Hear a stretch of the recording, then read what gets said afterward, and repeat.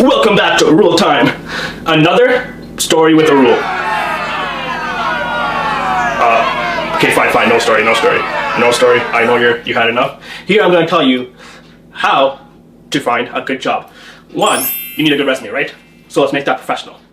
So you know that stats show that HRs only take 6 to 8 seconds to look at your resume. That's the max. So you need to show your skills and abilities and experience all in that 6 to 8 seconds. If they see a mistake, it goes into the trash. So let's learn how to make sure your resume does not belong in the trash. Okay, 1, your name. Your name is very important. It's right at the top, and it has to be big. Not big as the whole page, but bigger than the other fonts, if you know what I mean. Check here for some styles. Okay, beside your name, you should have your personal information like your phone number, your email, and your LinkedIn account. Make sure that LinkedIn account is active and professional and has your most updated experiences, because employers tend to go to your LinkedIn account or any other social media accounts to check more about you if they're interested about you. And one thing that throws them off in the first bit is your email too. Cool boy, flame, I'm talking about you. Beautiful girl, I'm talking about you. 1, 2, 3, cool boy, I'm talking about you. And any of these names, you know what I'm talking about. Nope, not these names.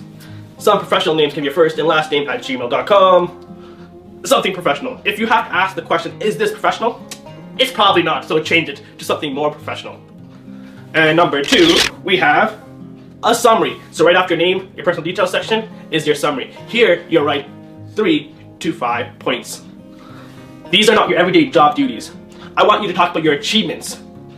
What achievements did you record? And show me some evidence of these achievements.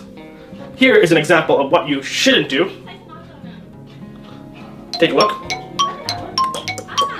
And now, take a good look at this one. You see the difference? Second one has more of an evidence, achievements approach, whereas the first one talks about your everyday duties. I hope you understand. If you have questions about this, you can always email me or message me, or even send me a resume where I can look at it over. But I only have a limited time in this video, so I have to move forward. Number 3, you have to use action verbs. Use this. All these are action verbs. But don't use these. For example, use this word instead of this word. Use this word instead of this word. Okay? Though, if you know, that's what action verbs are. Okay? Moving on.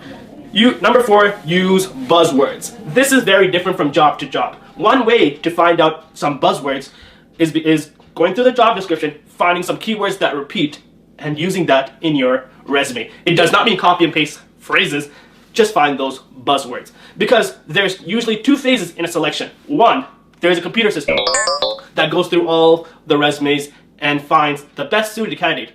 And what the computer finds? These buzzwords. So try to add as much buzzwords as possible. But do not lie. I didn't tell you a lie.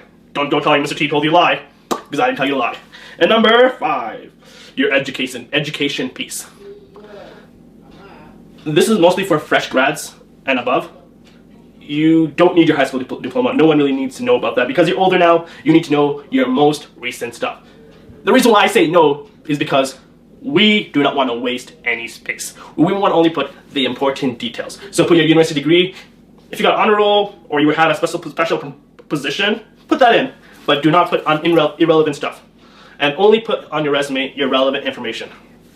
6, we're going to talk about the format. As I said, the first thing that usually looks like your resume is not a human. So try not to add a lot of colors or fancy text. Keep it black and white for the most part, because a computer cannot grab that information, and it will sometimes pull out saying 0% match for the position, and the human will not even look at your resume after. So try to limit your colors and fancy text. Keep it professional. Black and white, use professional font, look at your spelling and grammar. Key point, because when HR look at spelling and grammar mistakes, they don't want to see it. They have other thousands of resumes to look at. That's a reason just to throw out your resume. Of course, reference plays a role, but this is if references don't play a role. And moving on about the professional piece. If you're applying to a professional job that's not an entry job, I would recommend 2 pages. Anything more than 2 pages is too much, because, as I said, employers only take 5 to 7 seconds. That's all. Or 6 to 8. So don't put too much. Keep only the relevant information according to the job. And for entry jobs, I would recommend 1 page. Okay? I hope this helped to make a good resume. If you still need help, you can always message me or send me a resume. I will be more than delighted to look at your resume, fix it up, or give you some feedback on your resume. Or if you have any questions about your resume, I'm more than willing to help you fix up your resume. Thank you very much, and have a great new year.